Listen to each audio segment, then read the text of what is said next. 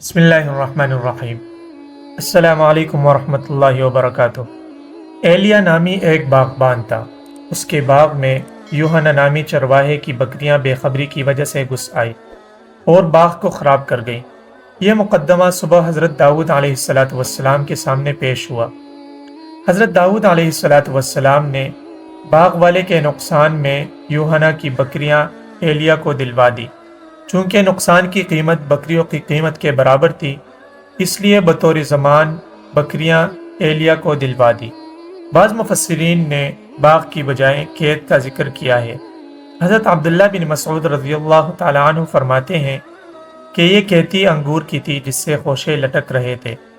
حضرت ابن عباس رضی اللہ تعالیٰ عنہما فرماتے ہیں کہ حضرت داؤد علیہ السلام کا یہ فیصلہ سن کر بکریوں والے اپنی بکریاں دے کر صرف کتوں کو لے کر واپس جا رہے تھے کہ حضرت سلیمان علیہ السلام نے ان سے پوچھا کہ تمہارا فیصلہ کیا ہوا؟ انہوں نے خبر دی تو حضرت سلیمان علیہ السلام نے فرمایا کہ میں اگر اس جگہ ہوتا تو اس طرح فیصلہ نہ کرتا۔ جب اس کی اطلاع حضرت داؤد علیہ السلام کو ملی تو انہوں نے حضرت سلیمان علیہ السلام کو بلا کر پوچھا کہ اگر یہ معاملہ تمہارے سپرد کر دیا جائے تو تم اس میں کیا فیصلہ کرو گے؟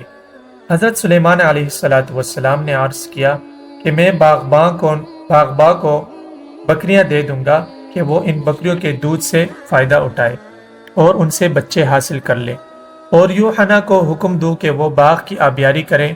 جب باغ اپنی اصلی حالت پر آ جائے تو وہ باغ یا کھیت اصل مالک کو لوٹا کر اپنی بکریاں اس سے حاصل کر لے۔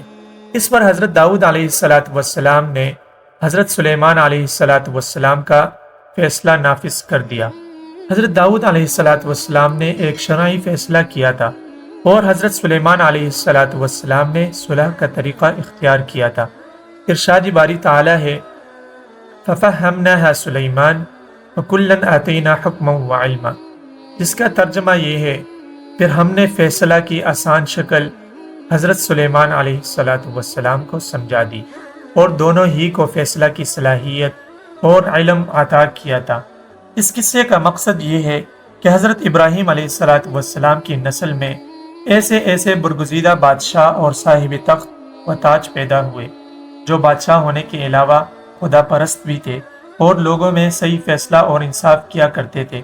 دوسرا مقصد یہ ظاہر کرنا ہے کہ حضرت داؤد علیہ السلام باوجود یہ کہ وہ باپ اور بزرگ تھے مگر پھر بھی اپنے بیٹے حضرت سلیمان علیہ السلام کا فیصلہ منظور فرما دیا، کیونکہ اس پر دونوں فریق راضی تھے اور اپنا فیصلہ واپس کر دیا۔ اس میں قریش کو تعریض ہے کہ اسلام قبول کرنے اور اپنے وقت کے پیغمبر کی تابعداری میں وہ اپنی کسر نشان نہ سمجھے اور مال و دولت پر غرور نہ کریں، اور پیغمبر وقت پر مفلسی اور ناداری یا دولت اور اہل و عیال کی کثرت پر اعتراض نہ اٹھائے، کیونکہ یہ چیزیں نبوت کے منافی نہیں ہیں۔ مزید اس طرح کی ویڈیوز دیکھنے کے لیے ہمارے چینل کو سبسکرائب کیجیے اور بیل آئیکن کو بھی ساتھ پریس کیجیے تاکہ نئی آنے والی ہر ویڈیو آپ تک بروقت پہنچ سکے۔ والسلام۔